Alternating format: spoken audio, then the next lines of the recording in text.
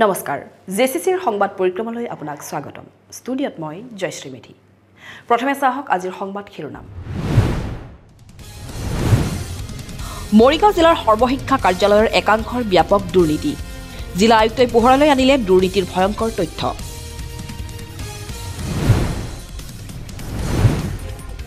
জাগিৰোডৰ ৰৌমাৰীত শোকাবহ পথ দুৰ্ঘটনা থিতাতে নিহত স্কুলীয়া ছাত্ৰ কৌশিক ভৰালী চেত্ৰী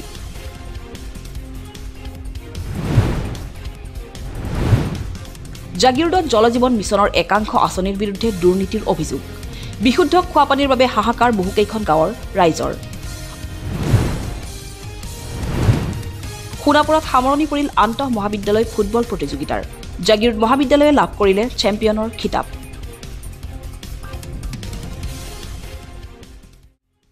এতিয়া চাওক বাতৰি বিস্তৃত ৰূপত মৰিগাঁৱত শিক্ষা বিভাগৰ দুৰ্নীতি উদঙালে খুদ জিলা আয়ুক্তই ডিজিটেল লাইব্ৰেৰী স্মাৰ্ট ক্লাছৰুম নিৰ্মাণৰ নামত আবণ্টিত লক্ষ লক্ষ টকা কাম সম্পূৰ্ণ নকৰাকৈয়ে মোকলাই নিলে বিভাগীয় অভিযন্তাই বিদ্যালয়ে অভিযান চলাই জিলা আয়ুক্তই পোহৰলৈ আনিলে এক ভয়ংকৰ দুৰ্নীতিৰ তথ্য এতিয়া অভিযুক্ত অভিযন্তাৰ বিৰুদ্ধে কঠোৰ শাস্তি গ্ৰহণ কৰাৰ হুংকাৰ আয়ুক্তগৰাকীৰ কি চলিছে মৰিগাঁও জিলাৰ সৰ্বশিক্ষাৰ কাৰ্যালয়ৰ ভিতৰ চোৰাত স্বয়ং জিলা আয়ুক্তই পোহৰলৈ আনিলে দুৰ্নীতিৰ ভয়ংকৰ তথ্য এজন ডিচিলে আপোনালোকে ৰিপৰ্ট পঠিয়াইছে হা কিমান গোপাত থাকি কথা কৈ আপুনি চক এই একে তিনিটা টিভি তিনিখন ফটো দি পঠিয়াই দিছে আৰু আপুনি সেই বস্তুটো ইঞ্জিনিয়াৰিং বিভাগৰ মুৰব্বীজন হিচাপে আপুনি এই গোটেই বস্তুটো চাৰ্টিফাই কৰি তাত লিখি পঠিয়াইছে মোলৈ যে এই গোটেইখিনি মই পাৰ্চনেলি চেক কৰিলোঁ আৰু চেক কৰি ইয়াতে এইটো পে'মেণ্ট ৰিলিজ কৰি দিব লাগে হা আপুনি ভুল কাম কৰিছে নাই হা আপুনি ভুল কাম কৰিছে নাই হা ডিজিটেল লাইব্ৰেৰী নিৰ্মাণৰ নামত ব্যাপক ধনৰ লুণ্ঠন সমগ্ৰ শিক্ষাৰ অভিযান্ত্ৰিক শাখাৰ জিলা প্ৰকল্প অভিযন্তাক লৈ বিদ্যালয়ে অভিযান মৰিগাঁও জিলা আয়ুক্ত দেৱাশিষ শৰ্মাৰ ডিজিটেল লাইব্ৰেৰী আৰু স্মাৰ্ট ক্লাছৰুম নিৰ্মাণৰ বাবে প্ৰায় 15 লাখকৈ টকা আবণ্টন লৈ কাম নকৰাকৈ ধন সৰকোৱাৰ অভিযোগ এওঁলোকৰ বিৰুদ্ধে কমিশ্যনৰ কাৰণে নহয় জানো ছাৰ কিয় কাৰণে নহ'লে কি হ'ব আৰু এনেকুৱা ধৰণেৰে এগৰাকী প্ৰধান শিক্ষয়িত্ৰীক যদি কাইলৈ ভাবুকি দিয়ে যে ভুল এটা ৰিপৰ্ট দিবলৈ কয় তেতিয়াহ'লে তাতকৈ আৰু দুখৰ কথা কি থাকিব পাৰে ছাৰ প্ৰেছাৰাইজ কৰে ইঞ্জিনিয়াৰিং ডিপাৰ্টমেণ্টে এইখন দোকানৰ পৰা ল'ব লাগিব বুলি এই চব কথা মই এতিয়াতো লাহে লাহে চব ফাদিল হৈছে নহয় এই কথাবোৰ আমি মৰিগাঁও জিলাত এইটো হওক এতিয়া এইটো আৰম্ভণি অকল হৈছে ইয়াৰ পিছত কি হ'ব আপোনালোকে চাই থাকক কাগজে কলমে এই ডিজিটেল লাইব্ৰেৰী আৰু ক্লাছৰুম সম্পূৰ্ণ হোৱা দেখুৱাই আবণ্টিত ধন মোকলাই নিবলৈ চেষ্টা কৰিছিল সমগ্ৰ শিক্ষাৰ জিলা প্ৰকল্প অভিযন্তা অবিনাশ দাসে ধন মোকলাই নিবলৈ জিলা আয়ুক্তৰ ওচৰত নিয়া ফাইল দেখি আয়ুক্তগৰাকীৰ সন্দেহ উপজাত বৃহস্পতিবাৰে মৰিগাঁও জিলা আয়ুক্তগৰাকীয়ে অভিযন্তাগৰাকীক লগত লৈ বিদ্যালয়ে অভিযান চলোৱাত পোহৰলৈ আহে সমগ্ৰ তথ্য বিদ্যালয়সমূহত যাৱতীয় সামগ্ৰী নাপাই কেমেৰাৰ সন্মুখতে ধমক অভিযন্তা অবিনাশ দাসক আপুনি ভুল কাম কৰিছে নাই আপুনি ভুল কাম কৰিছে নাই ইতিমধ্যে অভিযন্তাজনৰ বিৰুদ্ধে শিক্ষা আয়ুক্তলৈ দুৰ্নীতিৰ বিৰুদ্ধে অভিযোগ পত্ৰ প্ৰেৰণ কৰিছে জিলা আয়ুক্তই মিছন ডাইৰেক্টৰ ডাঙৰীয়াৰ লগত কথা পাতিছোঁ তেওঁ আমাক লিখিতভাৱে তাৰ যিখিনি হ'ল সেইখিনি জনাবলৈ দিছে আৰু মোৰ দৃঢ় বিশ্বাস যে উচিত ব্যৱস্থা যিসকল এই ধূৰ্ত প্ৰকৃতিৰ যিসকল মানুহ তেওঁলোকৰ বিৰুদ্ধে আমি ব্যৱস্থা ল'ম শিক্ষা বিভাগেতো ল'বই নিয়মতেতো মই এতিয়া এৰেষ্ট কৰিব লাগে মানুহখিনিক এৰেষ্ট কৰা নাই শিক্ষা বিভাগক আমি জনাইছোঁ আৰু তেওঁলোকে তাৰ উচিত ব্যৱস্থা ছাৰে মোক ল'ব বুলি কৈছে আৰু সেই ব্যৱস্থা চৰকাৰৰ তৰফৰ পৰা লোৱা হ'ব আনহাতে শীঘ্ৰেই এই ক্ষেত্ৰত কঠোৰ ব্যৱস্থা গ্ৰহণ কৰা হ'ব বুলিও জানিবলৈ দিলে জিলা আয়ুক্তগৰাকীয়ে শিক্ষা বিভাগতে চলা এনে ভয়ংকৰ দুৰ্নীতিক লৈ এতিয়া চকু কপালত উঠিছে স্থানীয় ৰাইজৰ আজি মৰিগাঁও জিলাৰ বিভিন্ন অঞ্চললৈ গৈ মই অত্যন্ত দুখিত যে এই লাইব্ৰেৰীবিলাক সম্পূৰ্ণভাৱে এখন বা দুখন স্কুলত ভালকৈ কাম কৰিছে কিন্তু সৰহসংখ্যক স্কুলত ভালকৈ কাম কৰা নাই সেইটোতো দূৰৰে কথা তেওঁলোকে তাত ক'ৰবাত পেইণ্টিং হোৱা নাই ক'ৰবাত ফিনিচিং হোৱা নাই কিন্তু গোটেইকেইটা ইনষ্টলমেণ্টৰ পইচা ইতিমধ্যে তেওঁলোকে লৈ গৈছে তাৰমানে তাত চাৰ্টিফাই কৰি দিয়া হৈছে তাৰপিছত সমান্তৰালভাৱে ডিজিটেল এটা এটা লাইব্ৰেৰীত যাতে ল'ৰা ছোৱালীসকলে ভালকৈ বিশ্ব ব্ৰহ্মাণ্ডৰ কথা তেওঁলোকে যাতে জানিব পাৰে সেই তাৰ বাবে 3টাকৈ টেলিভিছন প্ৰতিখন স্কুলত দিয়া হৈছিলে এই টেলিভিশ্যনকেইটা ধৰি লওক এটা সেই ডিজিটেল লাইব্ৰেৰীটোত এটা ডিজিটেল ক্লাছৰুমত আৰু এটা তেওঁলোকে য'ত প্ৰয়োজন সাপেক্ষে যোনটুকুৰা জেগাত লগাব বুলি হ'লে ভাল হয় বুলি ভাবে সেই তাত তেওঁলোকে লগাব লাগে এইকেইটাৰ দাম আছিলে আপোনাৰ 15,000 টকাকৈ এখন স্কুলক দিয়া হৈছিলে এতিয়া পইচাবোৰ স্কুল এখনৰ কমিটিক দিয়া হয় কিন্তু আজি প্ৰায় 4 দিনমানৰ আগতে আমাৰ ইঞ্জিনিয়াৰিং বিভাগ শিক্ষা বিভাগৰ তেওঁলোক আহি পেলাই এটা ফাইল লৈ আহিছে প্ৰথমতে মই যেতিয়া ফাইলটো মোৰ ওচৰলৈ আহিছে মই তেওঁলোকক সুধিছোঁ যে এই টেলিভিশ্যনকেইটা যে লাগিলে সেইটো মই কেনেধৰণে গম পাম সেইকাৰণে প্ৰথমবাৰ ফাইলটো উভতাই পঠিয়াইছোঁ দ্বিতীয়বাৰ আকৌ তেওঁলোকে কেইখনমান ফটো দিছে ফটোকেইটা মই ফটো যোনখিনি দিছে সেইখিনি মই গ্ৰহণযোগ্য পোৱা নাই কোনোবা এটা টেলিভিশ্যন কাৰোবাৰ এনেকৈ ভৰিৰ তলত এনেকৈ থৈ দিছে টেলিভিশ্যন পেকেটটোৰ সৈতে শেষত মই লিখিবলৈ বাধ্য হ'লোঁ যে তেওঁলোকে জিঅ' টেগ ফটো দিব লাগে জিঅ' টেগ ফটো আৰু টিভি ইনষ্টলেশ্যন কৰা সেই তেনেকুৱা ভুৱা ফটো পৰ্যন্ত লৈ আনি পেলাই দেখুৱাই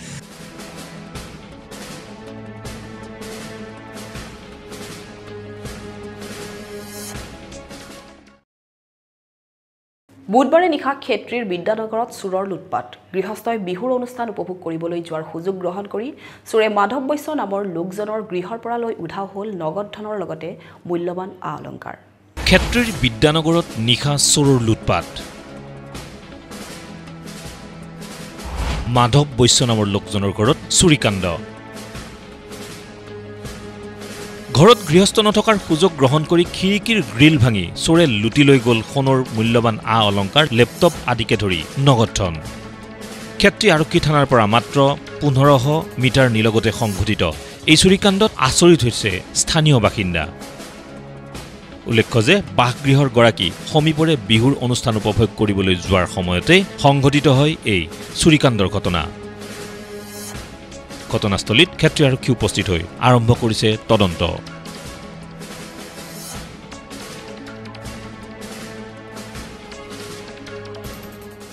বিহু চাব গৈছিলোঁ বিহু চাই 11:30 মানত বিহু চাব গ'লোঁ তাৰ পৰা আহি 2টা বজাত গুচি আহিলে গিলটো খুলিলোঁ খোলাৰ পিছতে লাইটটো জ্বলোৱাৰ পিছতে আলমাৰীবিলাক খোলা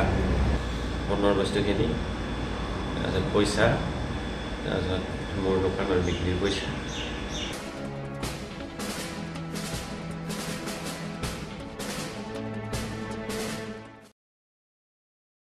দেওবাৰে সন্ধিয়া জাগিৰোডৰ সীতাজখলাত শিক্ষকৰ ৰূপত দেখিবলৈ পোৱা গ'ল মৰিগাঁও জিলায়ুক্ত দেৱাশিষ শৰ্মাক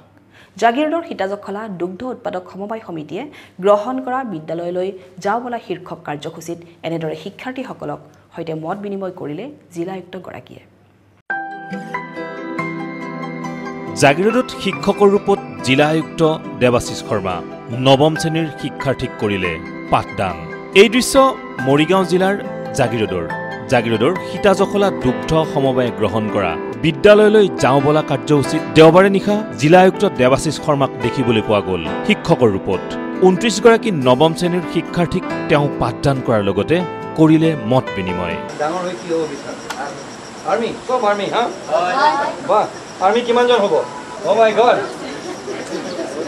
কিয় তুমি এটা কিয় আৰ্মি হ'ব বিচাৰিছা ভাল লাগে কিয় ভাল লাগে দেশক এই কৰিব কাৰণে ৰক্ষা কৰিবৰ কাৰণে উল্লেখ্য যে বৃহত্তৰ অঞ্চলটোৰ শিক্ষাৰ্থীসকলে বিভিন্ন সময়ত বিদ্যালয় এৰিবলগীয়া হৈছিল আৰু সীতাজখলাৰ উদ্যোগত বিদ্যালয় ত্যাগ কৰা এই শিক্ষাৰ্থীসকলক এনেদৰে বিদ্যালয়ৰ বাহিৰত শিক্ষা প্ৰদান কৰাৰ লগতে সীতাজখলা মাধ্যমিক বিদ্যালয়ত পুনৰ নামভৰ্তি কৰাই দিয়াৰ বাবে লোৱা হ'ল এই বিশেষ পদক্ষেপ সীতাজখলা দুগ্ধ সমবায়ে এই ব্যৱস্থা গ্ৰহণ কৰাত সীতাজখলা কৰ্তৃপক্ষক ধন্যবাদ জনালে জিলা আয়ুক্তগৰাকীয়ে অকল জিলা প্ৰশাসনৰে নহয় মই গোটেই সমাজখনৰ হৈ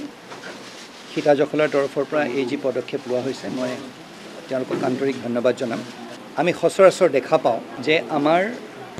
মৰিগাঁও জিলাতে নহয় সমগ্ৰ ভাৰতবৰ্ষত এটা পৰ্যায়ৰ পিছত স্কুলত ড্ৰপ আউটৰ সংখ্যা অত্যন্ত বেছি কিছুমান অঞ্চলত মহিলাসকলক সোনকালে বিয়া দি দিয়ে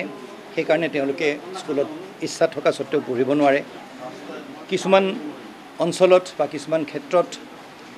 আৰ্থিকভাৱে দুৰ্বল হোৱাৰ বাবে বা কেতিয়াবা পাঠ্যক্ৰম ভালকৈ গ্ৰহণ কৰিব নোৱাৰি দুবাৰ বা দুবাৰ ফেইল কৰাৰ বাবে নানান কাৰণত স্কুল ড্ৰপ আউট হয় এই স্কুলৰ ড্ৰপ আউটখিনিক যিসকলে অলপ দিনলৈকে পঢ়ি অলপ সময়লৈকে পঢ়ি বাকীখিনি তেওঁলোকৰ পাঠ্যক্ৰম বা স্কুললৈ তেওঁলোকে লাহে লাহে নহা হয় তেওঁলোকক পুনৰবাৰ স্কুলমুখী বিদ্যালয়মুখী কৰিবলৈ যি প্ৰচেষ্টা হাতত লোৱা হৈছে সেইটো অত্যন্ত সমাজখনৰ বাবে প্ৰয়োজন আছিলে আৰু এই প্ৰয়োজনীয় যি পদক্ষেপ লৈছে তাৰ বাবে মই সমাজখনৰ হৈ উদ্যোক্তাসকলক মোৰ আন্তৰিক ধন্যবাদ জনাইছোঁ এনেধৰণৰ অনুষ্ঠান আমাৰ অসমতে নহয় সমগ্ৰ ভাৰতবৰ্ষত চাৰিওপিনে হ'ব লাগে বুলি মই ভাবোঁ আৰু যদি এনেধৰণৰ অনুষ্ঠানবোৰ আমি গঢ়িব পাৰোঁ তেতিয়াহ'লে সমগ্ৰ ভাৰতবৰ্ষত আজি আমি শিক্ষাৰ যি পোহৰ আমি গাঁৱে ভূঞে লৈ যাব বিচাৰিছোঁ সেইটো আৰু বেছি সফল হ'ব আৰু প্ৰতিটো কথা অকল চৰকাৰলৈ আঙুলি টুৱাই দিলেই নহয় চৰকাৰ ভুল বুলি ক'লেই নহয় মই ভাবোঁ সমাজখনো একেলগে মিলি যদি চৰকাৰৰ লগত একেলগে কাম কৰে ফলপ্ৰসূ হ'ব আৰু প্ৰকৃততে আমাৰ যি মূল লক্ষ্য আৰু এই ছাত্ৰ ছাত্ৰীসকলৰ যি সপোন সেইবোৰ প্ৰকৃততে বাস্তৱত পৰিণত হ'ব এই কাৰ্যসূচীত শিক্ষাৰ্থীসকলৰ অভিভাৱকসকলৰ লগতো মত বিনিময় কৰে জিলা আয়ুক্ত দেৱাশিষ শৰ্মাই আনহাতে ইতিমধ্যে সীতাজখলা দুগ্ধ সমবায়ে নিযুক্তি দিয়া দুগৰাকী শিক্ষকে পূৰ্বৰে পৰাই এইসকল শিক্ষাৰ্থীক পাঠদান আগবঢ়াই আহিছে এক সুন্দৰ পদক্ষেপ আচলতে যেহেতু আমাৰ সীতাজখলা অঞ্চলৰ এলেকাত বহুতো ছাত্ৰ ছাত্ৰী দৰিদ্ৰ পৰিয়ালৰ হয় তেওঁলোক গ্ৰামাঞ্চলৰ হয় তেওঁলোক দৰিদ্ৰ পৰিয়ালৰ হয় যাৰ বাবে বিভিন্ন কাৰণত তেওঁলোকে নৱম শ্ৰেণীত উত্তীৰ্ণ হ'বলৈ সক্ষম নহয় যাৰ বাবে তেওঁলোক ড্ৰপ আউট বা স্কুল এৰিবলগীয়া হয় গতিকে সেইখিনি ছাত্ৰ ছাত্ৰীক যাতে তেওঁলোকে শিক্ষাৰ পৰা বঞ্চিত নহয় যাতে তেওঁলোকৰ শিক্ষাখিনিক আমি আকৌ কণ্টিনিউ কৰিব পাৰোঁ তাৰ বাবে সীতাজখলা সমবায় উদ্যোগত আমি এটা খুব সুন্দৰ পদক্ষেপ লৈছোঁ আৰু যাৰ বাবে আমি সীতাজখলাৰ চেয়াৰমেন ৰঞ্জিত শৰ্মা দেৱ ছাৰক তেখেতলৈ এটা ডাঙৰ ক্ৰেডিট যায় আৰু আজি ইতিমধ্যে আমাৰ সন্মানীয় শ্ৰদ্ধাৰ জিলা আয়ুক্ত দেৱাশিষ শৰ্মা ছাৰ আহি শুভ উদ্বোধন কৰিছে আৰম্ভণি কৰিছে তেওঁলোকে আমাক সহায় সহযোগিতা কৰিছে তাৰ বাবে আমি ধন্য আৰু এইখিনিয়ে ক'ম আমাৰ বৰ্তমান ছাত্ৰ ছাত্ৰী কেইজন ছাত্ৰ ছাত্ৰী আমাৰ ইয়াত পাঠদান কৰি আছোঁ আমি তেওঁলোক প্ৰায় আমি 40-50জনমান ছাত্ৰ ছাত্ৰী আছে যিসকল প্ৰায় ড্ৰপ আউট তেওঁলোকে স্কুল এৰিছিলে কিন্তু আমি সেই পদক্ষেপটো আমাৰ চেয়াৰমেন ছাৰ সীতাজখলাৰ সমবায় উদ্যোগৰ সমবায় সমিতিৰ চেয়াৰমেন ছাৰ তেখেতৰ উদ্যোগত একচুৱেলি তেখেতৰ আৰম্ভণি তেখেতে প্ৰথম ইনিচিয়েটিভ লৈছিলে যিহেতু এই ইনিচিয়েটিভটোৰ আমি অংশীদাৰ হ'বলৈ পাই মই নিজে পাৰ্ট হ'বলৈ পাই মই নিজে ধন্যবাদ গৌৰৱবোধ কৰিছোঁ অসমত লোকসভা নিৰ্বাচন সমাপ্ত হোৱাৰ পিছতেই অস্বাভাৱিক হাৰত বৃদ্ধি পাইছে অত্যাৱশ্যকীয় সামগ্ৰীৰ মূল্য জাগিৰোডৰ সাপ্তাহিক বজাৰতো পাচলি ক্ৰয় কৰিবলৈ আহি বিমূৰত পৰিছে সাধাৰণ জনতা সমান্তৰালভাৱে ক্ষুদ্ৰ ব্যৱসায়ীসকলেও সন্মুখীন হৈছে বিভিন্ন সমস্যাৰ কি কয় সাধাৰণ জনতাই এই ক্ষেত্ৰত চাওক আমাৰ এক বিশেষ প্ৰতিবেদন অসমত লোকসভা নিৰ্বাচন শেষ হোৱাৰ পিছতে এতিয়া মূল্য বৃদ্ধিৰ জুয়ে দহিছে সাধাৰণ জনতাক ব্যতিক্ৰম হোৱা নাই মধ্য অসমৰ ব্যৱসায়িক প্ৰাণকেন্দ্ৰ জাগিৰোডো বজাৰলৈ গৈ এতিয়া সমস্যাৰ সন্মুখীন হৈছে সাধাৰণ জনতা আজি সব মূল্য বৃদ্ধিটো হৈ আছে এতিয়া পটল 60 টকা আপোনাৰ কি বোলে ভাত কেৰেলা 80 টকা তাৰপিছতে আপোনাৰ এই ভেন্দি 40 টকা এনেকৈ বজাৰত দাম হৈছে এতিয়া দাম হ'লেও তো আমিতো সাধাৰণ গ্ৰাহক শ্ৰেণীৰ মানুহ কিনিবই লাগিব খৰচ কৰিব লাগিব ঘৰ চলাবই লাগিব তাৰোপৰি আমি হলো ৰিটায়াৰ্ড পাৰ্সন কেইটা টকা নোপাওঁ এইখিনি টকাৰে আমি গোটেই ঘৰখন চলাবলৈ যথেষ্ট অসুবিধা হৈছে গতিকে যোগান বিভাগ আছে চৰকাৰ আছে এইবিলাক ক্ষেত্ৰত অকমান যদি চোৱা চিতা কৰে এটা নিয়ন্ত্ৰণ বজাৰ মূল্য যদি কৰিব পাৰে তেতিয়াহ'লে আমি ভাল পাম আৰু নহ'লেতো আমাৰ উপায়ো নাই খাৰুপেটীয়া মাৰ্কেটৰ সিদিনাখনা টিভিত দেখুৱাইছে খাৰুপেটীয়া মাৰ্কেটত 30 টকা গুৱাহাটীত 60 টকা ঠিক হয়তো ইয়াতো য'ৰ গাঁৱৰ পৰা যিখিনি মাল আহে চব্জি আহে তাত হয়তো দাম কম এতিয়া মাজতে কোনোবাই আকৌ মধ্যভোগীয়ে তেনেকৈ ইনকাম কৰিছে আৰু ইয়াত এতিয়া সাধাৰণ এই শ্ৰেণীৰ বেপাৰীয়ে কি কৰিব জাগিৰোডৰ পাচলি বজাৰত এতিয়া সামগ্ৰীৰ আকাশলম্বী দৰ প্ৰতিবিধ সামগ্ৰীৰ দাম বৃদ্ধি হৈছে পূৰ্বতকৈ সামগ্ৰীৰ দাম বৃদ্ধিৰ বাবে এতিয়া বজাৰত সামগ্ৰী বিক্ৰী কৰাত অসুবিধাৰ সৃষ্টি হৈছে বিক্ৰেতাৰো বজাৰ মানে কি যিটো বস্তু লৈছে সেইটোৱে দুগুণ দামৰ নিচিনা হৈছে আগতে আমি 20 টকা আলু খাইছিলোঁ এতিয়া 30 টকা কমত নিদিয়ে পিঁয়াজ 40 টকা কমত নিদিয়ে এটা পানীলাও য'ত 20 টকা বা 10 টকা কিনিছিলোঁ এতিয়া 40 টকা কমত নিদিয়ে এই জাতিলাও একেটাই দাম মানে মুঠতে প্ৰত্যেকটো বস্তুৰ দাম বাঢ়িছে মানে আচলতে এই মানে নিম্ন মধ্যবিত্ত মানুহখিনি চলা অলপ কঠিন হৈ পৰিছে আমাৰ যোগান বিভাগৰ মানুহ আছে তেওঁলোকে অলপ কণ্ট্ৰল কৰিব লাগে একাংশ বিক্ৰেতাৰ মতে সাধাৰণ ৰাইজৰ খাদ্যবস্তু হৈ থকা নাই এতিয়া শাক পাচলি সেয়েহে ক্ৰেতা বিক্ৰেতাসকলে মূল্য বৃদ্ধি সন্দৰ্ভত আগবঢ়াইছে ভিন্ন মতামত চৰকাৰী এটা যোগান বিভাগ আছে তেওঁলোকে অকণমান যদি সেই ক্ষেত্ৰত চকু দিয়ে নজৰ দিয়ে তেতিয়াহ'লে নিশ্চয় হয়তো সাধাৰণ মানুহখিনিয়ে এটা মানে ভাল মূল্যত বস্তুখিনি মানে এটা ইকনমিক মূল্যত আপোনাৰ খাদ্য সামগ্ৰী কিনিব পাৰিব প্লাছ খেতিয়কখিনিও এটা ভাল মূল্য পাব তো আচলতে খেতিয়কখিনিৰ কাৰণে যদি চৰকাৰে চিন্তা কৰে তেতিয়াহ'লেও বস্তুটো ভাল হৈ যায় যে আমিও ভালকৈ খাবলৈ পাম খেতিয়কখিনিও এটা মানে বিচৰা মূল্য এটা পাব যিটো আমাৰ চাহিদা অনুপাতে কিন্তু শাক চব্জি যথেষ্ট বজাৰ দেখা পোৱা যায় কিন্তু আমাৰ আটাইতকৈ মানে জৰুৰী বিষয় হৈছে শাক পাচলিবোৰ কেনেধৰণৰ শাক পাচলি যি সাধাৰণতে আমাৰ যিটো আগত আমাৰ খেতিয়কসকলে কৰে তেনেধৰণৰ পাচলি হয়নে নহয় সেইটো ওপৰতে প্ৰশ্ন আমাৰ আহিছে এতিয়া গতিকে আমি ভাবোঁ যে দামটো হৈছে এইটো বেছি হৈছে ৰাইজৰ অশান্তি হৈছে অলপ চলাত অসুবিধা হৈছে কিন্তু শাক পাচলিবোৰ আচলতে অৰ্গেনিক হ'ব লাগে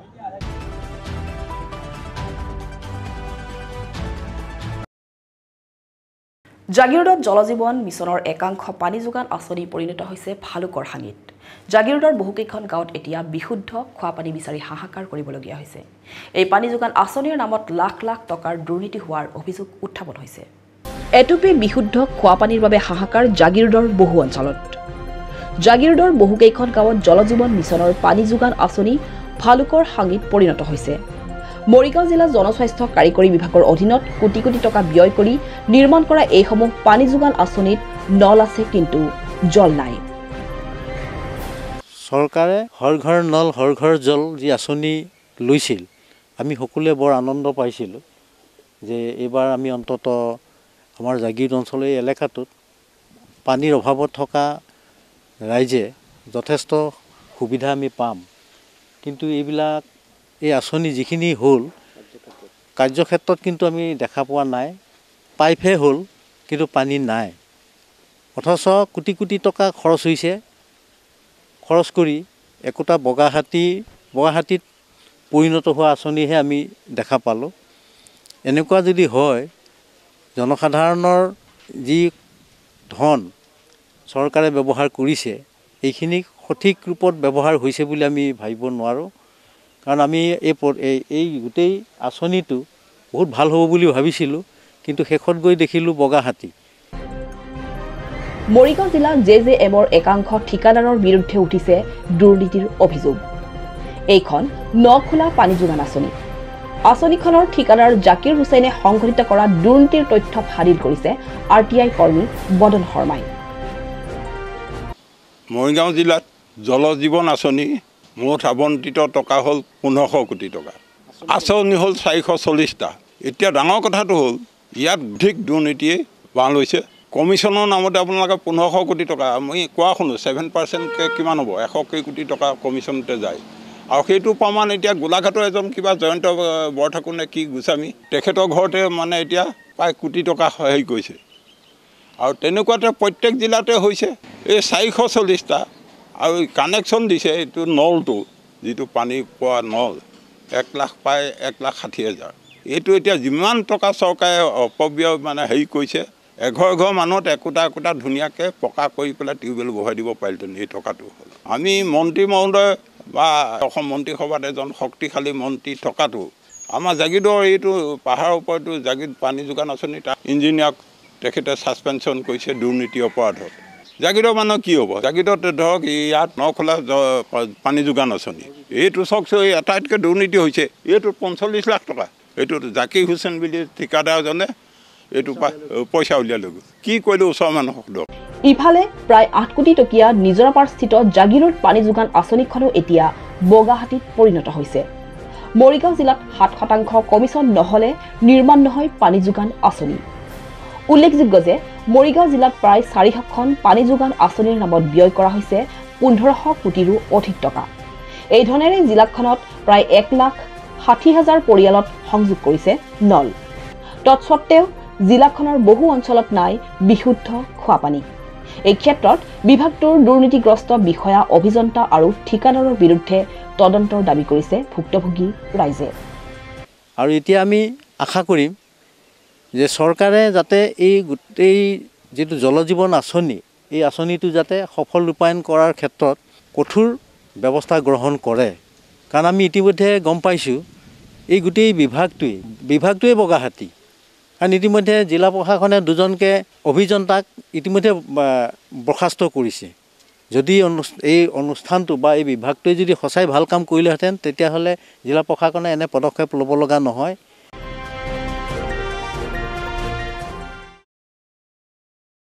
জাগিৰোডৰ ঝাৰগাঁৱৰ শংকৰদেৱ শিশু বিদ্যা নিকেতনলৈ গৌৰৱ কঢ়িয়াই আনিলে ছাত্ৰী মালা দৈমাৰীয়ে। ডিব্ৰুগড়ত অনুষ্ঠিত প্ৰান্তীয় খেলত জাঠি দলিওৱাত শ্ৰেষ্ঠ খিতাপ অৰ্জন কৰাত উৎফুল্লিত নিকেতন কৰ্তৃপক্ষ। ইয়াৰ বাবে ছাত্ৰীগৰাকীক বৃহস্পতিবাৰে নিকেতনত জনোৱা হয় সম্বৰ্ধনা।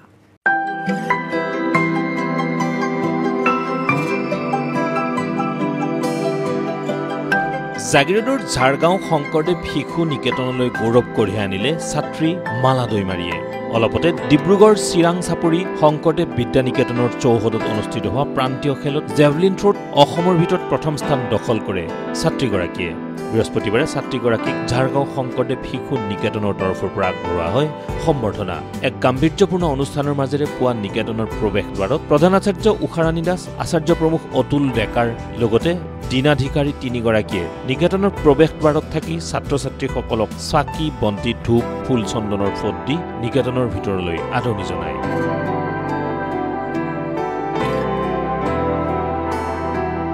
ইয়াৰ পিছতে প্ৰধান আচাৰ্যই বন্দনাক্ৰমৰ আৰম্ভণিৰ বাবে বন্তি প্ৰজ্বলন কৰাৰ লগতে শিক্ষাৰ্থী আৰু আচাৰ্যসকলে দীপজ্যোতি মন্ত্ৰ গাই বন্দনাক্ৰম আৰম্ভ কৰি ভগৱত বন্দনাৰে সামৰণি মাৰে।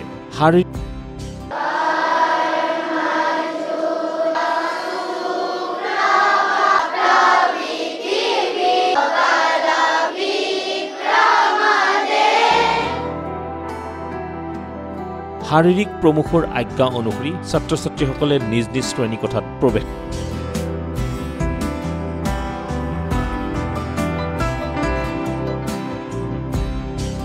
ইয়াৰ পিছতে অনুষ্ঠিত হয় প্ৰধান আচাৰ্য উষাৰাণী দাসৰ সভাপতিত্বত এখনি সম্বৰ্ধনা সভা। এই সভাতে বিদ্যালয়ৰ গৌৰৱ মালা দৈমাৰীক ফুলাম গামোচা, জাপি, ট্ৰফি আদিৰে সম্বৰ্ধনা আগবঢ়োৱা হয়। নমস্কাৰ, মোৰ নাম শ্ৰী মালা দৈমাৰী। মই প্ৰথম সংকুল খেলিব গৈছিলোঁ আমচৈ আৰু মই বিভাগ খেলিব গৈছিলোঁ গড়মাৰী নিকেতন আৰু এতিয়া মই প্ৰান্তীয় খেলি আহিছোঁ ডিব্ৰুগড় নিকেতনৰ পৰা আৰু মই এতিয়া ৰাষ্ট্ৰীয়লৈ যাবলৈ মানে চেষ্টা কৰিম আৰু ৰাষ্ট্ৰীয়ৰ পৰা জিকি আহিবলৈ মই বহুত কষ্ট কৰিম। এই সম্বৰ্ধনা সভাখন এজন প্ৰান্তীয় খেলুৱৈৰে মালা দৈমাৰী চিৰাং চাপৰি ডিব্ৰুগড়ত যাই জেভলিঙত প্ৰথম হৈ আহিছে। সেয়েহে আমি এই সভাখন পাতিছোঁ আৰু তাইক সম্বৰ্ধনা জ্ঞাপন কৰিছোঁ যাতে তাই ৰাষ্ট্ৰীয় পৰ্যায়ত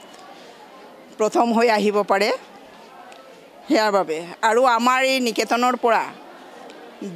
2019 চনতো ৰাষ্ট্ৰীয় খেল খেলি আহিছে। এখেত দুজনৰ নাম আছিল ছাত্ৰীগৰাকী এজনী, ছাত্ৰগৰাকীৰ নাম আছিল কিংশুক নাথ। তেওঁ 3000 মিটাৰ খোজকাঢ়োতে ফাৰ্ষ্ট হৈ আহিছিল আৰু জুমকি বিশ্বাসে 3000 মিটাৰ দৌৰত ফাৰ্ষ্ট হৈ আহিছিল। তেওঁলোকে দুজনেই ৰাষ্ট্ৰীয় খেলুৱৈ আছিল আৰু তেওঁলোকৰ নিচিনা মালা দৈমাৰীও যাতে ৰাষ্ট্ৰীয় খেলত উজলি আহে তাৰে আমি প্ৰচেষ্টা চলাই আছোঁ আৰু তাইক যিমানখিনি সহায় সুবিধা লাগে আমি এইখিনি আমাৰ নিকেতনৰ পৰা যিমান পাৰোঁ সেইখিনি তাইক দিবলৈ চেষ্টা কৰিম। আৰু এই ছোৱালীজনীৰ গাঁও হ'ল পানীগাঁও, পানীয়ে বুৰ যায় সেয়েহে তেওঁ মানে স্কুলত 6 মাহ আহিবই নোৱাৰে, তথাপিও যে ইমান কষ্ট কৰি এই স্থান দখল কৰিছে। নিকেতনৰ আচাৰ্য অতুল চন্দ্ৰ ডেকা আৰু অঞ্জুমণি ডেকাই আঁতৰা অনুষ্ঠানটোত বিদ্যালয় পৰিচালনা সমিতিৰ সভাপতি মৃণালকান্তি চৌধুৰী, প্ৰাক্তন সভাপতি দীপক কুমাৰ মেধি, উপসভাপতি বিপুল দাসসহ ঝাৰগাঁও অঞ্চলৰ বিশিষ্ট লোকসকল আৰু শংকৰদেৱ শিশু নিকেতনৰ আচাৰ্য আৰু ছাত্ৰ ছাত্ৰীসকল উপস্থিত থাকে। জাগিৰোড জেচিচিক ধন্যবাদ জনাইছোঁ। আজিৰ যি অনুষ্ঠানটো আমাৰ ইয়াত পাতিছে, ইয়াত আপোনালোক আহিছে আৰু আমাৰ এই শুভবাৰ্তাটো এই অঞ্চলত বিয়পাই দিব। আজি আমাৰ কাৰণে এটা খুব গৌৰৱৰ দিন। আমাৰ এই পিছপৰা অঞ্চল বুলি কৈ আছোঁ এতিয়াও, পিছপৰা অঞ্চলত ঝাৰগাঁও নিকেতন এখন সুকীয়া নাম আছে, কাৰণ বিদ্যালয়ত পঢ়া শুনাৰ লগতে এথলেটিক যিটো খেলা ধূলাটো নিতান্ত প্ৰয়োজন আৰু এইখিনি আমি কৰি দেখুৱাব পাৰিছোঁ কাৰণ এই পৰম্পৰা আমাৰ 2019 পৰাই আছিলে 2019 চনতো আমাৰ এই নিকেতনৰ পৰা দুগৰাকী খেলুৱৈয়ে ৰাষ্ট্ৰীয় পৰ্যায়ত খেলি আহিছে আৰু তাতো জিকি আহিছে আৰু সেই ক্ৰমে এইবাৰো মালা দৈমাৰী নামৰ এগৰাকী খুব পিছপৰা গাঁৱৰ পানীগাঁও য'ত নাম মানে খুব ৰাস্তা ঘাট বেয়া কমিউনিকেশ্যন খুবেই বেয়া তাই খুব কষ্ট কৰি স্কুললৈ আহে নাৱত স্কুলত আহি পেলাইও তাই যিখিনি কৰিছে একাডেমিক ছাইডৰ লগতে তাই খেলা বিভাগতো যথেষ্ট এটা নাম কঢ়িয়াই আনিছে ইতিমধ্যে আমাৰ যি ডিব্ৰুগড়ত খেল হৈ গৈছিলে প্ৰান্তীয় পৰ্যায়ত তাত জেভলিনত ফাৰ্ষ্ট পজিশ্যন পাই আহিছে আৰু ইতিমধ্যে চিডুল হৈছে যে আমাৰ ভূপালত মধ্যপ্ৰদেশ ভূপালত নৱেম্বৰৰ ফাৰ্ষ্ট উইকত মধ্যপ্ৰদেশ ভূপালত খেলখন হ'ব ৰাষ্ট্ৰীয় পৰ্যায়ৰ আৰু তাতে অংশগ্ৰহণ কৰিব আমাৰ নিকেতনৰ হৈ আমি আশাবাদী শুনি যথেষ্ট আনন্দিত হৈছোঁ এই অনুষ্ঠানটোৰ লগত এটা সময়ত আমিও খুব জড়িত হৈ আছিলোঁ আৰু এই খবৰটোৱে ইমান আনন্দিত কৰিছে আমাৰ এই জাৰগাঁও বা এই অঞ্চলৰ নিচিনা পিছপৰা এটা অঞ্চলৰ পৰা যে এনেকুৱা ছোৱালীজনীয়ে এনেকৈ আজি সুখ্যাতিৰে এটা বিশেষ দিশত এনেকৈ আগবাঢ়ি গৈছে গতিকে ভৱিষ্যতে আমি আশা কৰিম ছোৱালীজনীয়ে যাতে মানে এটা এই অঞ্চলটোলৈ নহয় অকল জিলাখনলৈ নহয় গোটেই অসমলৈ যাতে এটা গৌৰৱ কঢ়িয়াই আনিব পাৰে আৰু আমি যথেষ্ট আশাবাদী আৰু আমিও নিজৰ ডিউটিৰ পৰা খবৰটো পোৱাৰ লগে লগে এতিয়া অসমৰ কাৰণে হ'লেও ছোৱালীজনীক শুভেচ্ছা দিবৰ কাৰণে আমি ইয়ালৈ আহিছোঁ নিজ কৰ্মক্ষেত্ৰৰ পৰা গতিকে আমি আশাবাদী ল'ৰা ছোৱালীজনী আগবাঢ়ি যাওক আমাৰ সকলোৱে শুভকামনা থাকিল ছোৱালীজনীৰ প্ৰতি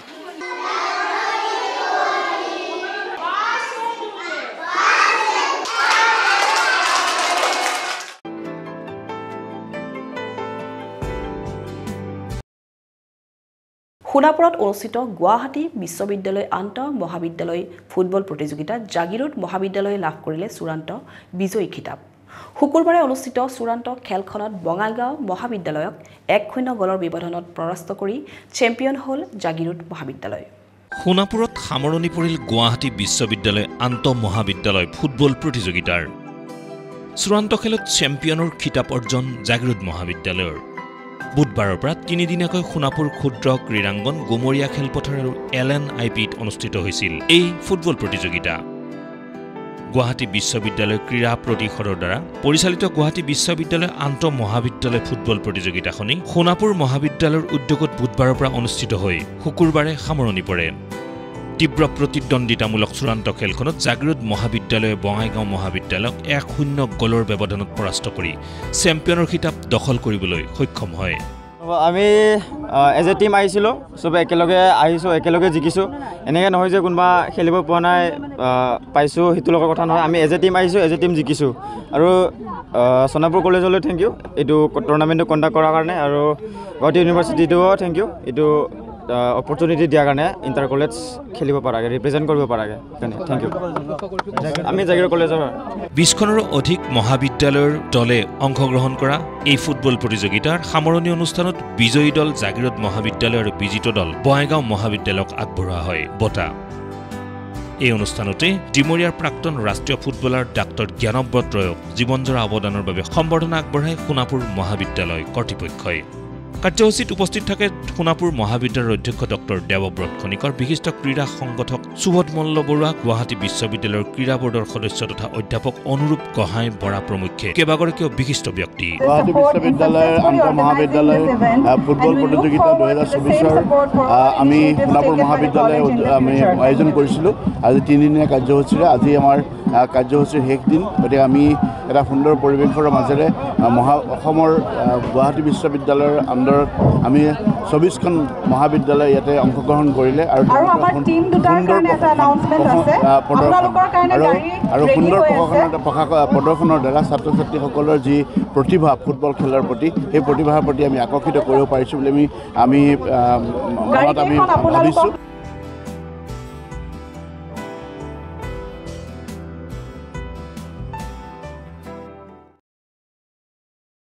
বুধবাৰৰ পৰা পৰ্যটকৰ বাবে বন্ধ হ'ল এশিঙীয়া গড়ৰ ৰম্যভূমি পবিতৰা অভয়াৰণ্য দেশী বিদেশী সকলো পৰ্যটকৰ বাবে অভয়াৰণ্যখনত বন্ধ থাকিব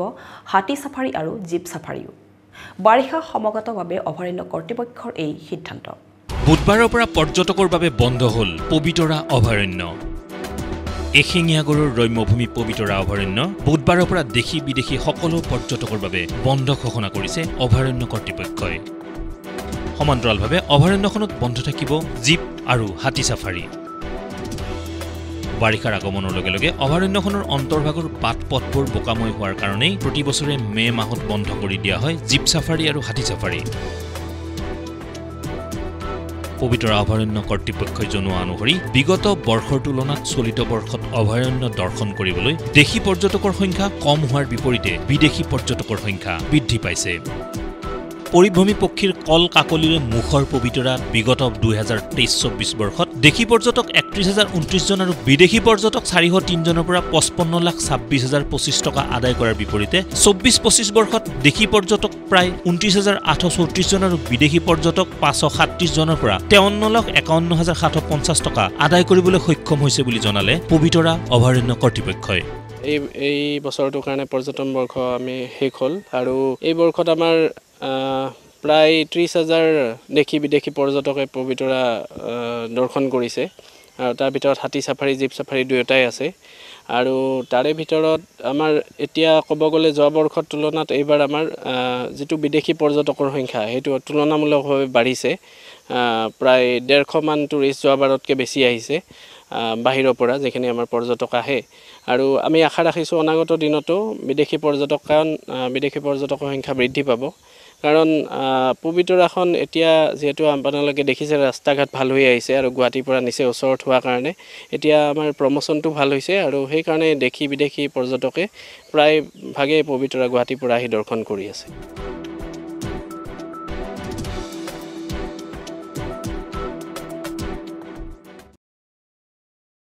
বসন্তৰ বিদায় বেলাত চৌদিশ ৰঙীন কৰি ফুলিছে কৃষ্ণচূড়া ৰাধাচূড়া এজাৰ সোণাৰু প্ৰকৃতিৰ এই ৰূপতৃষ্ণা পান কৰিবলৈ ক্ষণিকৰ বাবে থমকি ৰৈছে ব্যস্ত পথিক যিফালে চাই কেৱল ৰঙৰ সমাহাৰ প্ৰকৃতিৰ এই অনন্য আয়োজনক লৈ চাওক আমাৰ এক বিশেষ প্ৰতিবেদন প্ৰকৃতি খুৱাই বিদায় ললে ঋতুৰাজ বসন্তই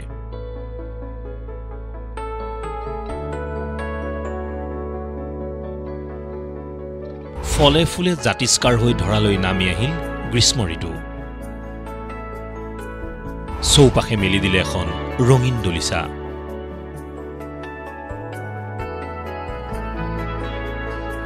এতিয়া চৌদিশে কেৱল ৰঙৰ সমাহাৰ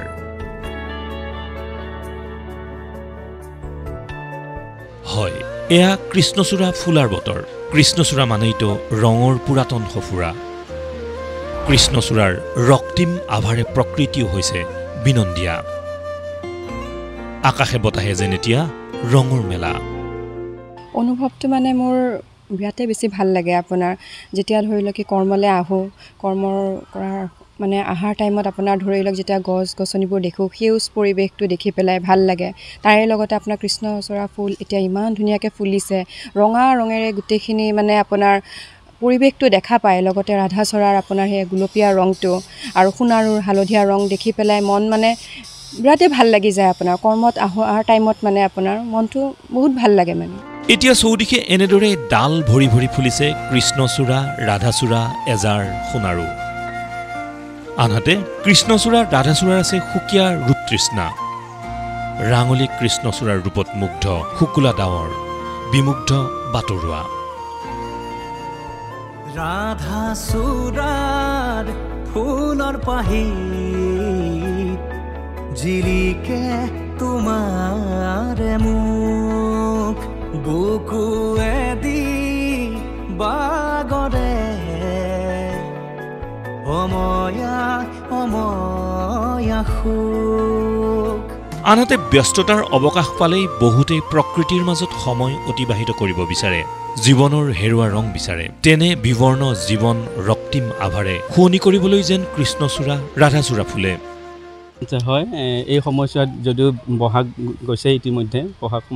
বহাগ সামৰণি পৰিছে এই তথাপিও আমি দেখিছোঁ যে আমাৰ চৌপাশটো বিভিন্ন ধৰণৰ ফুলেৰে জাতিস্কাৰ হৈ পৰিছে যেনেকুৱা ৰঙা হালধীয়া বেঙুনীয়া এই ধৰণৰ ফুলবোৰ গোটেই আমাৰ চৌপাশৰ ফুলবোৰ ফুলিব ধৰিছে আমাৰ এনেকুৱা সময়ছোৱাত আমাৰ মনবিলাক বৰ এটা কি বুলি কয়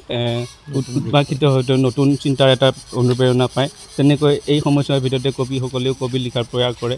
আৰু মনত এটা নতুন চেতনা নতুন চিন্তাধাৰা এটা জাগৃত হয় তদুপৰি ৰাঙলী কৃষ্ণচূড়াৰ পাতে পাতে খোদিত থাকে বহুজনৰ ৰঙীন আশা প্ৰকৃতি ৰাণীয়েও যেন ৰৈ থাকে মেৰিয়াই ল'বলৈ কৃষ্ণচূড়াৰ নিৰিহা সেইবাবে চাগে কবি সাহিত্যিকৰ কাপেৰেও নিগৰিত হয় কৃষ্ণচূড়াৰ বন্দনা কৃষ্ণচূড়া তোৰ নীলা ঝাহি ৰঙা জিয়াৰে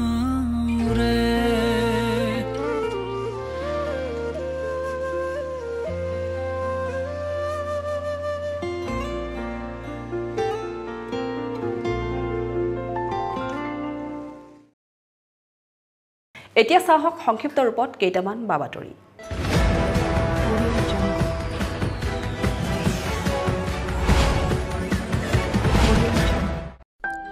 জাগিৰোডৰ ঝাৰগাঁও মোহনবাসী দাস কনিষ্ঠ মহাবিদ্যালয়ে কঢ়িয়াই আনিছে গৌৰৱ সদ্যঘোষিত উচ্চতৰ মাধ্যমিক চূড়ান্ত পৰীক্ষাৰ ফলাফলে আনন্দৰ বন্যা আনিছে পিছপৰা অঞ্চলৰ শিক্ষানুষ্ঠানখনলৈ এইবাৰ উচ্চতৰ মাধ্যমিক চূড়ান্ত পৰীক্ষাত কলা শাখাত মুঠ 185 গৰাকী ছাত্ৰ-ছাত্ৰী অৱতীৰ্ণ হৈ 176 গৰাকী উত্তীৰ্ণ হ'বলৈ সক্ষম হয় ইয়াৰে ভিতৰত কলা শাখাত 69 গৰাকী প্ৰথম বিভাগত 77 গৰাকী দ্বিতীয় বিভাগত আৰু 30 গৰাকীয়ে তৃতীয় বিভাগত উত্তীৰ্ণ হয় ইয়াৰ ভিতৰত নৃতত্বত 47 গৰাকী ৰাজনীতি বিজ্ঞানত 22 গৰাকী অসমীয়াত 20 গৰাকী অৰ্থনীতিত 4 গৰাকী বুৰঞ্জীত 4 গৰাকী ঐচ্ছিক অসমীয়াত 3 গৰাকী আৰবিত 4 গৰাকী আৰু শিক্ষা বিষয়ত 3 গৰাকী শিক্ষাৰ্থীয়ে লেটাৰ নম্বৰ পাবলৈ সক্ষম হয় এক উন্নত ফলাফল লাভ কৰি জাগিৰোডৰ ঝাৰগাঁও মোহনবাসী দাস কনিষ্ঠ মহাবিদ্যালয় অঞ্চলটোৰ লগতে শিক্ষানুষ্ঠানখনক গৌৰৱান্বিত কৰি তোলাৰ বাবে অধ্যক্ষ বিপুল কুমাৰ দাসে ছাত্ৰ-ছাত্ৰীৰ লগতে শিক্ষক শিক্ষয়িত্ৰীসকলক জনালে ধন্যবাদ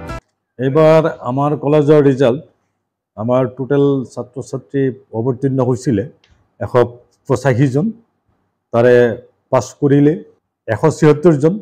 আৰু আমাৰ পাছ কৰাৰ পাৰ্চেণ্টেজ হ'ল 95.14 ফাৰ্ষ্ট ডিভিজন পালে 69 ছেকেণ্ড ডিভিজন 77 আৰু থাৰ্ড ডিভিজন 30 আমাৰ বিভিন্ন বিষয়ত ছাত্ৰ-ছাত্ৰীসকলে লেটাৰ মাৰ্ক পাবলৈ সক্ষম হৈছে এন্থ্ৰোপলজি 49 পলিটিকেল সায়েন্সত 22 এমআইএল আসামিজত 20 ইকোনমিক্সত 4 হিষ্ট্ৰীত 4 এডভান্স আসামিজত 3 এৰাবিকত 4 আৰু এডুকেশ্যনত 3 তে আমাৰ এই মায়ঙৰ পশ্চিমাঞ্চলত দুখীয়া জনসাধাৰণৰ অনুষ্ঠান বিশেষকৈ কৃষিজীৱী অনুসূচিত জাতি জনজাতিৰে পৰিবেষ্টিত এই মহাবিদ্যালয়খন ইয়াতে আমাৰ পৰীক্ষাৰ ফলাফলটো প্ৰতি বছৰে আমাৰ 98ৰ পৰাই এটা এক ধাৰাবাহিকতা বজাই ৰাখি অহা হৈছে আৰু আমি চেষ্টা কৰোঁ আমি মহাবিদ্যালয় কৰ্তৃপক্ষই চেষ্টা কৰোঁ এই ধাৰাবাহিকতাটো যদি আমি প্ৰতি বছৰে আগলৈ যদি আমি বৰ্তাই ৰাখিব পাৰোঁ এই অনুষ্ঠানটো এটা জাকতজিলিকা অনুষ্ঠান ৰূপে ৰাইজৰ মনত দৃষ্টি আকৰ্ষণ কৰিব যোৱা 1921 চনত আমাৰ মহাবিদ্যালয়খন প্ৰভিন্সিয়েলাইজড হ'ল আমাৰ পোষ্ট হ'ল মহাবিদ্যালয়খন নহ'ল গতিকে সেই বছৰৰ পৰা আমি কি কৰি আছোঁ এটা ছাত্ৰ-ছাত্ৰীৰ প্ৰথম বৰ্ষত নামভৰ্তিৰ কাৰণে ভিৰ হৈ যায় তে এইবাৰো কি হ'ল যে আমাৰ আসনৰ সংখ্যা ইমান নাই আমি আমাৰ এইটো চালুকীয়া অনুষ্ঠান আমি ৰুমৰ ব্যৱস্থা ইমান নাই 602 জনে আমাক ফৰ্ম ছাবমিট কৰিছে কিন্তু তাৰ ভিতৰত আমি 300 মান আমি দিব পাৰিম আৰু আমাৰ নামভৰ্তি প্ৰক্ৰিয়াটো সম্পূৰ্ণভাৱে বিনামূলীয়া হয় গতিকে সেই মৰ্মে মই এজ অধ্যক্ষ হিচাপে মই আশা ৰাখিছোঁ যে ৰাইজৰ সহযোগত ভৱিষ্যতো যাতে পৰীক্ষাৰ ফলাফলত এই অনুষ্ঠানটো এটা জাকতজিলিকা অনুষ্ঠান হিচাপে পৰিগণিত হৈ থাকিব পাৰে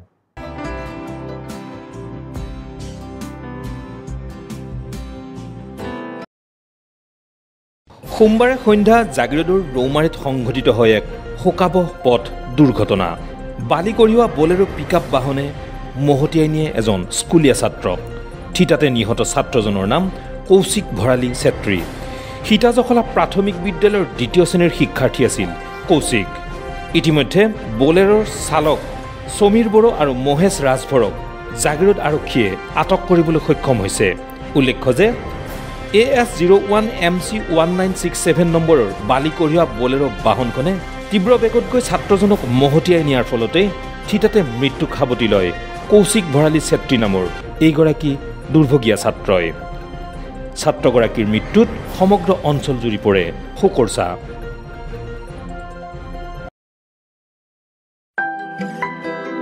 জাগিৰোড শতদল শাখা সাহিত্য সভা প্ৰাংগণত শ্ৰদ্ধাঞ্জলি অনুষ্ঠান বুধবাৰে পুৱাৰ ভাগত নেলি বৰপায়ক প্ৰাথমিক বিদ্যালয়ৰ অৱসৰী প্ৰধান শিক্ষক তথা জাগিৰোড শতদল শাখা সাহিত্য সভাৰ সভাপতি প্ৰভাত চন্দ্ৰ বৰাৰ দেহাৱসান ঘটে আৰু তেওঁৰ স্মৃতিত শুকুৰবাৰে জাগিৰোড শাখা সাহিত্য সভা প্ৰাংগণত এক শ্ৰদ্ধাঞ্জলি অনুষ্ঠান অনুষ্ঠিত কৰা হয়।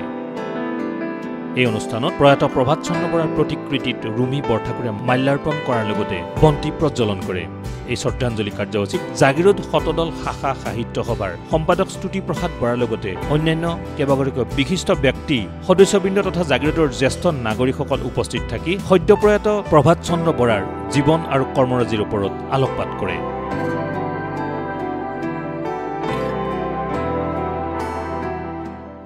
আজি আমাৰ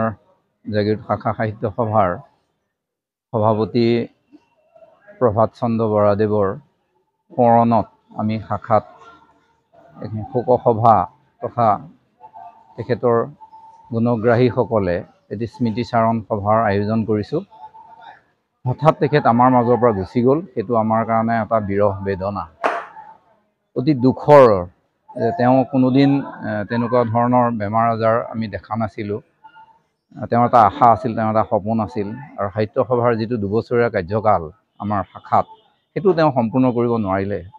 সেইটো এটা আমাৰ কাৰণে খুব বেজাৰ। গতিকে আজি আমি তেখেতৰ প্ৰতি শ্ৰদ্ধাঞ্জলি জনাবৰ কাৰণে আজি আমি শাখাত উপস্থিত হৈ এখন সভা আহ্বান কৰিছোঁ।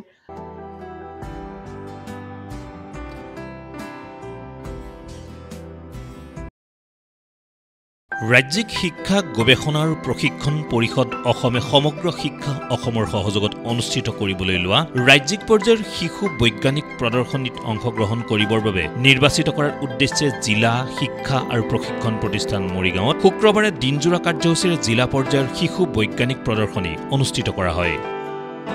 প্ৰদৰ্শনীখনৰ উদ্বোধনী অনুষ্ঠানত সভাপতিত্ব কৰি মৰিগাঁও জিলাৰ শিক্ষা আৰু প্ৰশিক্ষণ প্ৰতিষ্ঠানৰ ভাৰপ্ৰাপ্ত অধ্যক্ষ কিশোৰ কুমাৰ দাসে মৰিগাঁও জিলাৰ বিদ্যালয়সমূহৰ পৰিদৰ্শক অপূৰ্ব ঠাকুৰে উদ্বোধন কৰি ছাত্ৰ ছাত্ৰীৰ লগতে বিদ্যালয়ৰ শিক্ষকসকলক উৎসাহিত কৰে। শিশু বৈজ্ঞানিক প্ৰদৰ্শনীত মৰিগাঁও জিলাৰ 4টা শৈক্ষিক খণ্ডৰ কপিলি, মায়ং, ভোৰবন্ধা আৰু লাহৰিঘাটৰ 16খন বিদ্যালয়ৰ পৰা 109জন প্ৰতিযোগীৰ 32টা প্ৰকল্পই অংশগ্ৰহণ কৰে। ইয়াৰে 6টা প্ৰকল্পক শ্ৰেষ্ঠ হিচাপে বিবেচনা কৰে বিচাৰকসকলে। কথা হ'লে আজি আমাৰ বিশেষকৈ ডাইট মৰিগাঁও উদ্যোগত আমাৰ ভাল বৈজ্ঞানিক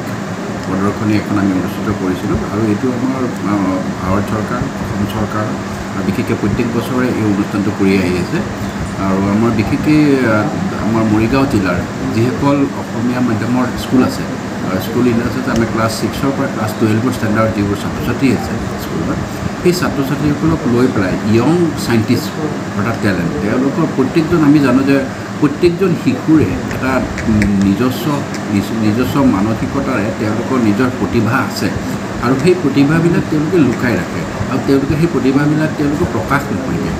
চ' আমি প্ৰথম আমাৰ উদ্দেশ্য যে আমাৰ প্ৰত্যেকজন শিশুৰে মনৰ ভিতৰত পুহি থকা যিখিনি সৃষ্টি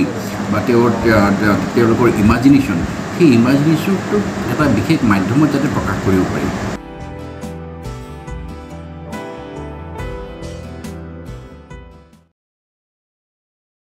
সদ্যঘোষিত উচ্চতৰ মাধ্যমিক চূড়ান্ত পৰীক্ষাৰ ফলাফলত সুখ্যাতিৰে উত্তীৰ্ণ হৈ সুনাম কঢ়িয়াই আনিবলৈ সক্ষম হৈছে জাগিৰোডৰ নখলাৰ দিবাকৰ চিকদাৰৰ কন্যা অনামিকা চিকদাৰে। জাগিৰোড মহাবিদ্যালয়ৰ পৰা পৰীক্ষাত অৱতীৰ্ণ হৈ অনামিকাই বিজ্ঞান শাখাত মহাবিদ্যালয়খনৰ ভিতৰতে সৰ্বোচ্চ 86.5% নম্বৰেৰে গৌৰৱ কঢ়িয়াই অনাত এতিয়া অঞ্চলজুৰি বৈছে আনন্দৰ বন্যা। উল্লেখ্য যে হাইস্কুল শিক্ষান্ত পৰীক্ষাতো ছাত্ৰীগৰাকীয়ে নালন্দা একাডেমীৰ পৰা 93% নম্বৰেৰে উত্তীৰ্ণ হৈছিল।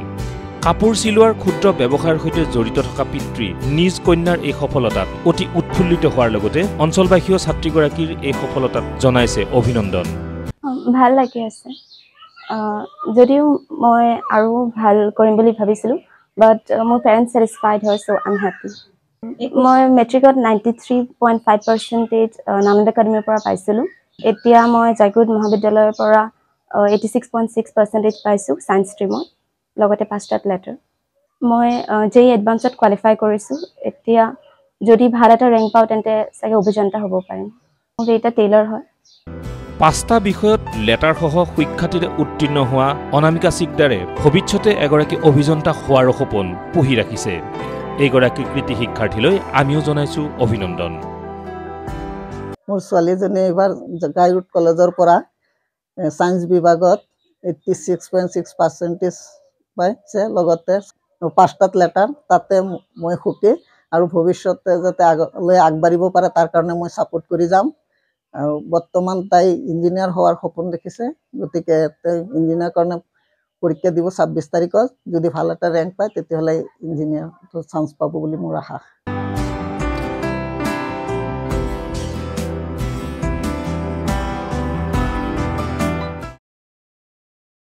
ডিমৰীয়া মহাবিদ্যালয়ত বিশেষ কৰ্মশালা সম্পন্ন।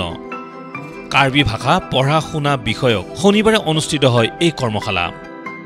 মহাবিদ্যালয়খনৰ খিলঞ্জীয়া সামূহিক কেন্দ্ৰ আৰু কাৰ্বি সাহিত্য সভা কামৰূপ শাখাৰ উদ্যোগত আয়োজন কৰা এই কৰ্মশালাত কেইবাগৰাকীও বিশিষ্ট ব্যক্তি উপস্থিত থাকে। কৰ্মশালাত সহযোগিতা আগবঢ়ায় ডিমৰীয়া মহাবিদ্যালয়ৰ ৰাজনীতি বিজ্ঞান বিভাগ, অৰ্থনীতি, লোক সংস্কৃতি আৰু IQAC বিভাগসমূহে।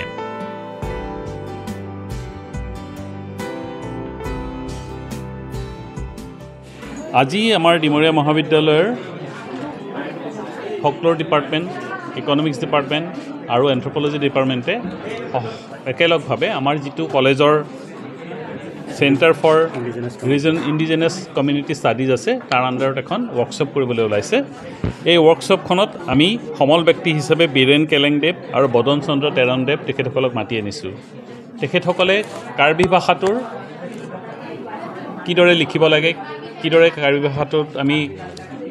পঢ়িব লাগে ইত্যাদি শিকাবৰ কাৰণে, বিশেষকৈ ছাত্ৰ ছাত্ৰীসকলে যিহেতু তেওঁলোকৰ নিজৰ ভাষাটোৱে শুদ্ধকৈ ক'ব নোৱাৰে, ভাষা এটাই যেতিয়া তেওঁলোকৰ চিনাকি, সেইখিনি শিকাবলৈ আহিছে। এটা সুন্দৰ পদক্ষেপ। এইটো কৰাৰ বাবে আমি যথেষ্ট উপকৃত, ছাত্ৰ ছাত্ৰীসকল যথেষ্ট উপকৃত হ'ব বুলি আমি আশা ৰাখিছোঁ। কাৰ্যসূচীত ডিমৰীয়া মহাবিদ্যালয়ৰ অধ্যক্ষ মানৱ বৰকাকতি, কাৰ্বি সাহিত্য সভাৰ কামৰূপ জিলা সমিতিৰ সম্পাদক বীৰেণ কেলেং, কাৰ্বি সাহিত্য সভাৰ কেন্দ্ৰীয় সমিতিৰ সদস্য বদন চন্দ্ৰ তেৰণ, ডিমৰীয়া মহাবিদ্যালয়ৰ আভ্যন্তৰীণ মান নিৰ্ণয়ক কোষৰ আহ্বায়ক SI চৌধুৰী প্ৰমুখ্যে অধ্যাপক অধ্যাপিকা আৰু শিক্ষাৰ্থীসকল উপস্থিত থাকে।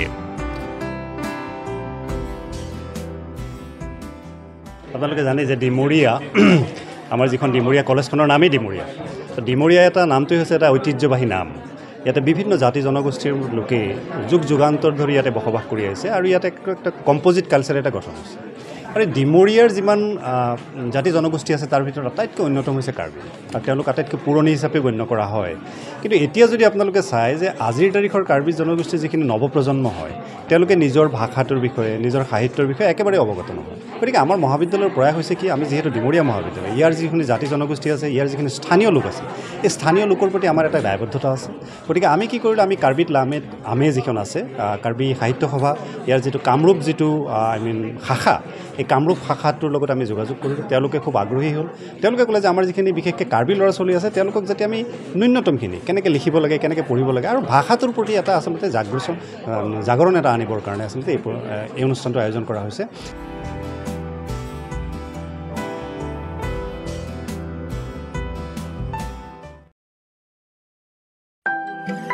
জাগিৰোডৰ মইনাজানত আৰম্ভ হোৱা প্ৰয়াত বিমল কুমাৰ দাস নৃত্য প্ৰশিক্ষণ কেন্দ্ৰত জাগি ভকত গাঁৱৰ ওম যোগ কেন্দ্ৰৰ তত্বাৱধানত দিয়া হ'ব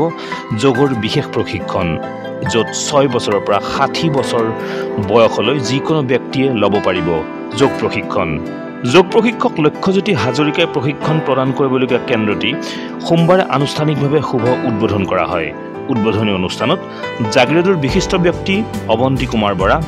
ওম যোগ কেন্দ্ৰ জাগিৰি ভকত গাঁৱৰ সভাপতি নিৰ্মল চন্দ্ৰ বৰুৱাৰ লগতে প্ৰয়াত বিমল কুমাৰ দাসৰ পৰিয়ালবৰ্গ উপস্থিত থাকে। এই উদ্বোধনী অনুষ্ঠানত ছাত্ৰ ছাত্ৰীসকলে কেইবাটাও যোগ কলাও প্ৰদৰ্শন কৰে।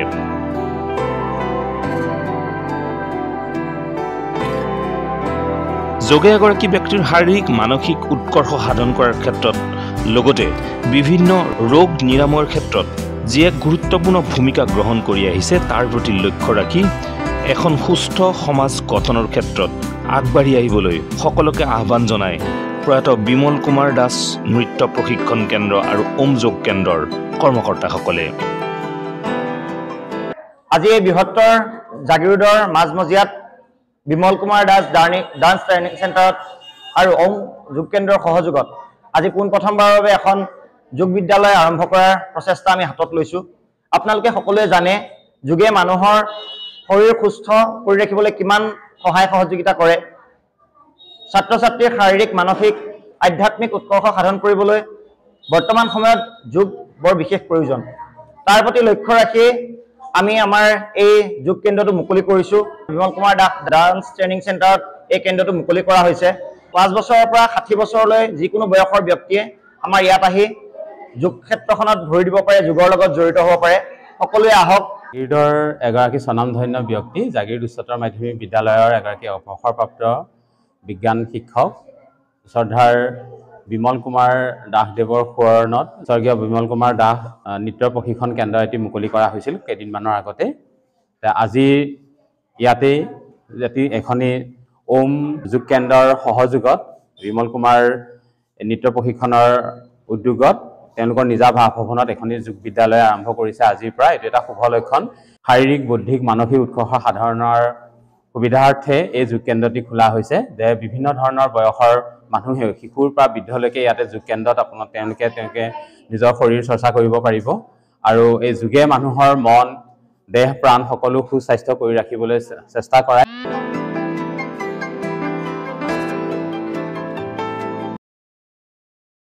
অহা 11 জুনত এদিনীয়া কাৰ্যসূচীৰে অনুষ্ঠিত হ'ব সীতাজখলা দুগ্ধ উৎপাদক সমবায় সমিতিৰ 67 সংখ্যক বৰ্ষপূৰ্তি অনুষ্ঠান। জাগিৰোডৰ ক্ৰীড়া সন্থাৰ খেলপথাৰত অৱস্থিত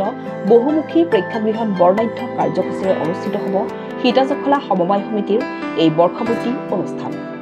উক্ত অনুষ্ঠানটো সফলতাৰে ৰূপায়ণ কৰাৰ উদ্দেশ্যে মঙলবাৰে জাগিৰোড মহাবিদ্যালয়ৰ প্ৰবীণ বৰঠাকুৰ প্ৰেক্ষাগৃহত এখন সাধাৰণ সভাৰ জৰিয়তে গঠন কৰা হয় আদৰণি সমিতিখন। বিশিষ্ট সমাজসেৱক নাৰায়ণ ৰাণুকাকতিয়ে সভাপতিত্ব কৰা সভাত সীতাজখলা সমবায় সমিতিৰ অধ্যক্ষ ৰঞ্জীৱ শৰ্মাই উদ্দেশ্য ব্যাখ্যা কৰে। সভাত সীতাজখলাৰ 67 সংখ্যক বৰ্ষপূৰ্তি অনুষ্ঠানৰ আদৰণি সমিতিৰ সভাপতি হিচাপে অসম সৌৰভ নাদিৰাম দেউৰীক, সাধাৰণ সম্পাদক হিচাপে জোৰ সিং বৰদলৈক লৈ এখন শক্তিশালী সমিতি গঠন কৰে। সীতাজখলা দুগ্ধ উন্নয়ন সমবায় সমিতি 67 বছৰ ভৰি দিলেহি। তাৰ উপলক্ষে এই বাৰ্ষিক সভা এখন হ'ব। আপোনাৰ বাৰ্ষিক সভাখনৰ কাৰণে আজি এখন প্ৰস্তুতি কমিটি ইয়াত গঠন কৰা হৈছে আৰু এইটো 11 জুনত এই প্ৰস্তুতি কমিটি বাৰ্ষিক অধিৱেশন জাগিৰোডতে অনুষ্ঠিত হ'ব। সেয়েহে আমাৰ জাগিৰোড ডেভেলপমেণ্ট অথৰিটি এলেকাৰ যিখিনি জ্ঞানী গুণী ব্যক্তি আছে তেখেতসকলক আজি জাগিৰোড কলেজলৈ মাতি আনি জাগিৰোড কলেজৰ হলত আমি এখন সভা অনুষ্ঠিত কৰিলোঁ আৰু এই সভাত আমাৰ অভ্যৰ্থনা সমিতিৰ কাৰণে শ্ৰী নাদিৰাম দেউৰী ডাঙৰীয়াক সভাপতি আৰু জোৰ সিং বৰদলৈ ডাঙৰীয়াক সম্পাদক হিচাপে আমি নিৰ্বাচিত কৰিছোঁ আৰু লগতে আমি গোটেইবিলাকে একেলগে সহযোগ কৰিম বুলি তেখেতলোকক আমি সভাত সিদ্ধান্ত লৈছোঁ। উল্লেখযোগ্য যে উক্ত অনুষ্ঠানত সীতাজখলাই প্ৰতি বছৰে আগবঢ়াই অহা নন্দলাল উপাধ্যায় ৰাজ্যিক কৃষক বঁটা ৰাজ্যৰ 2জন বিশিষ্ট কৃষকক প্ৰদান কৰা হ'ব।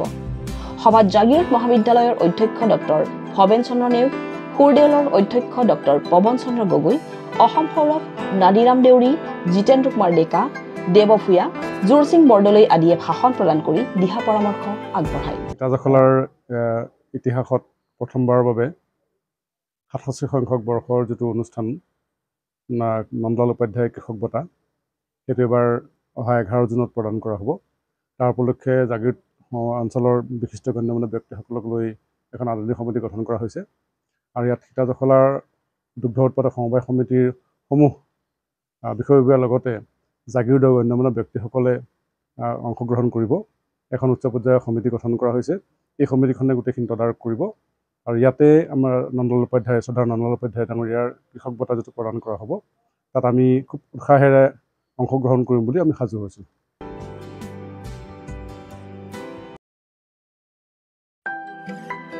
সোতৰ সংখ্যক নেপকাছ ৰাষ্ট্ৰীয় বঁটা 2024 দেওবাৰে গুৱাহাটীৰ জ্যোতি চিত্ৰবনত প্ৰদান কৰা হয়। অসমৰ বহুকেইগৰাকী বৰেণ্য ব্যক্তিক উক্ত অনুষ্ঠানতে নেপকাছে সন্মানিত কৰে। সংগীত শিল্পী অংগৰাগ মহন্তক সাগৰকণ্ঠ খিতাপ, মৃদুল ভূঞাক মঞ্চৰ মহানায়ক, প্ৰস্তুতি পৰাশৰক মঞ্চ সম্ৰাজ্ঞী খিতাপ প্ৰদান কৰা হয়। এই অনুষ্ঠানতে নেপকাছে ৰক্তোৎপল NN ৰায়ক শ্ৰেষ্ঠ শিশু শিল্পীৰ বঁটা প্ৰদান কৰে শিশু শিল্পীগৰাকীক বঁটা প্ৰদান কৰে বিশিষ্ট নাট্যকাৰ অভিজিত ভট্টাচাৰ্যই আৰু অজয় ফুকনে